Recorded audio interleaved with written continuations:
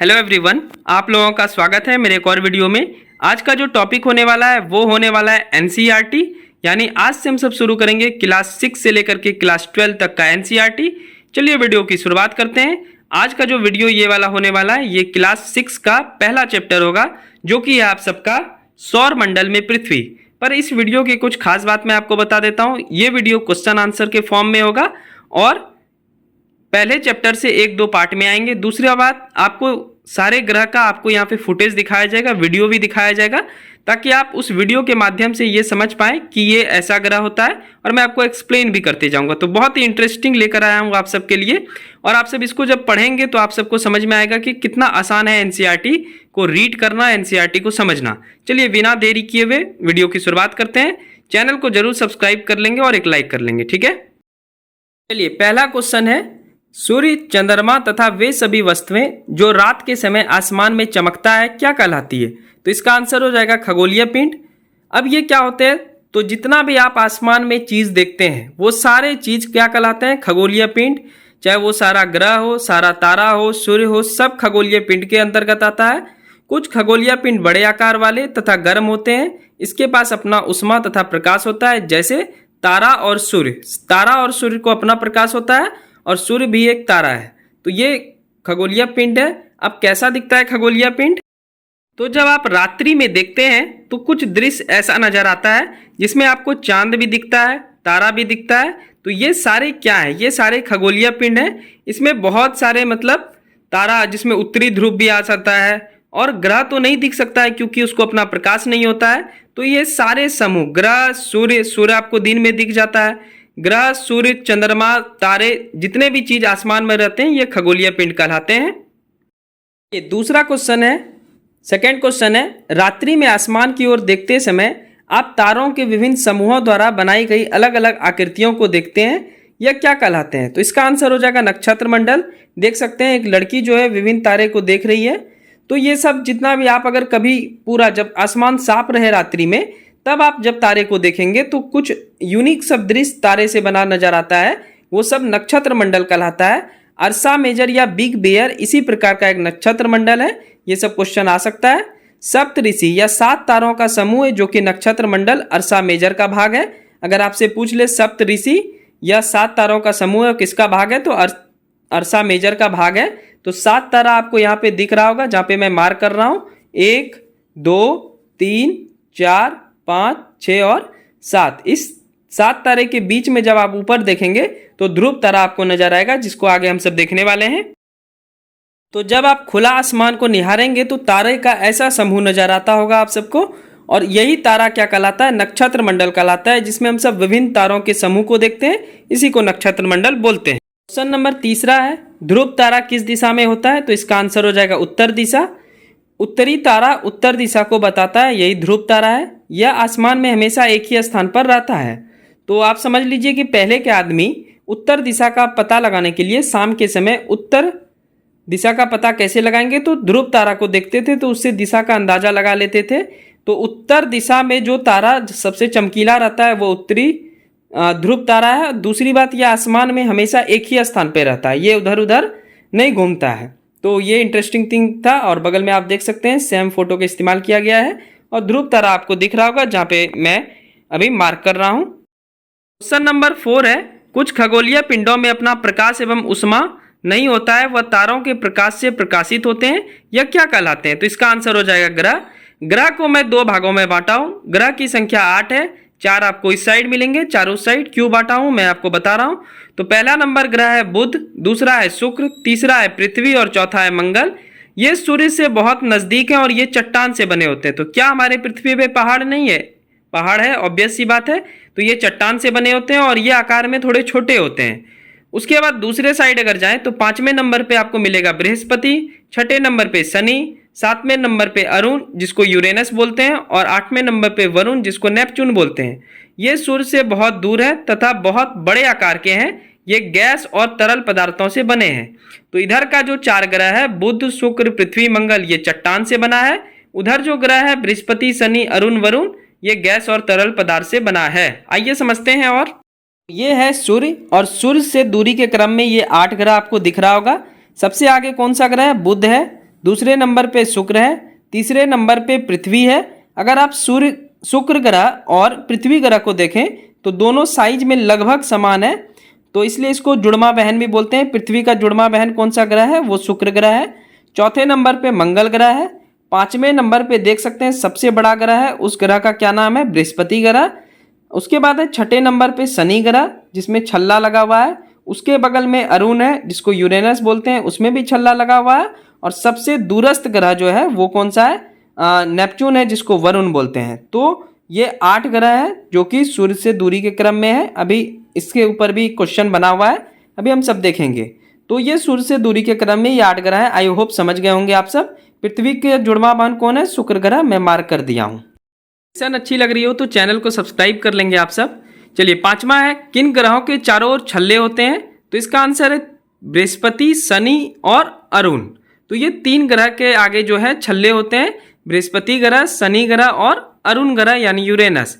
अब इसमें मैं 3 फैक्ट्स लिखा हूं, ये आपको पता होना चाहिए। सबसे ज्यादा उपग्रह बृहस्पति ग्रह को है जिसकी संख्या 92 है, शनि को 82 उपग्रह है और अरुण को 27 उपग्रह है। आइए देखते हैं छल्ला क्या होता है और समझने का प्रयास करते हैं। तो ये शनि ग्रह है जिसमें चारों ओर छल्ले लगे हुए हैं, आप देख सकते हैं। तो इसको आप पृथ्वी से भी देख सकते हैं एक यंत्र के जरिए।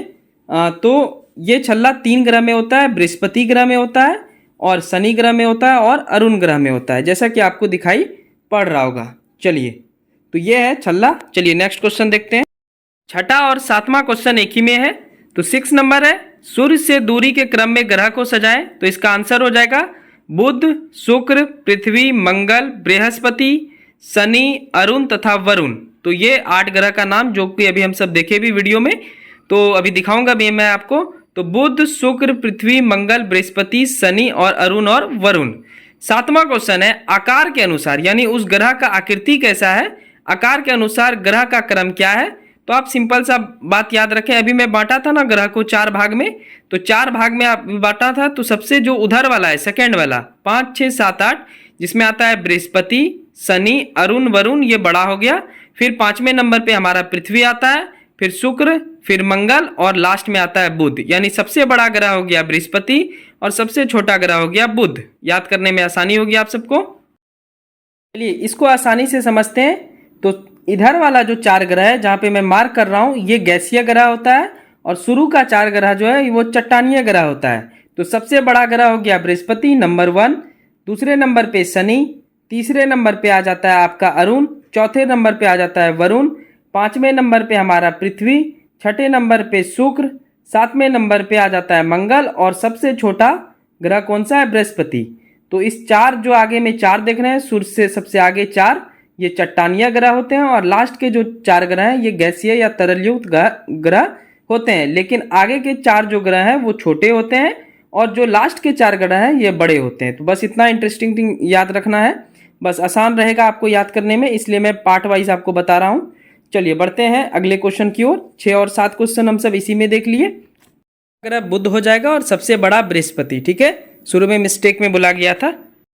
चलिए नेक्स्ट क्वेश्चन है 8वां नंबर, सूर्य से पृथ्वी की दूरी लगभग कितनी है? तो इसका आंसर हो जाएगा 15 करोड़ किलोमीटर। सूर्य के बारे में थोड़ा जान लेते हैं। सूर्य सौर मंडल के केंद्र में स्थित है। सूर्य एक तारा है। इंटरेस्टिंग बात है कि सूर्य एक तारा है। तो सूर्य में मुख्यतः हाइड्रोजन और हीलियम होता है। चूंकि सूर्य एक तारा है तो आप ऑब्वियस सी दिमाग लगा सकते हैं कि तारा में भी कौन सा गैस होगा? हाइड्रोजन और हीलियम। तो सूर्य में मुख्यतः हाइड्रोजन 73.46% है और हीलियम जो है 24.85% है। अब सूर्य में जो ऊर्जा बनता है सूर्य के केंद्र में, कैसे बनता है, कौन सी प्रक्रिया द्वारा बनता है?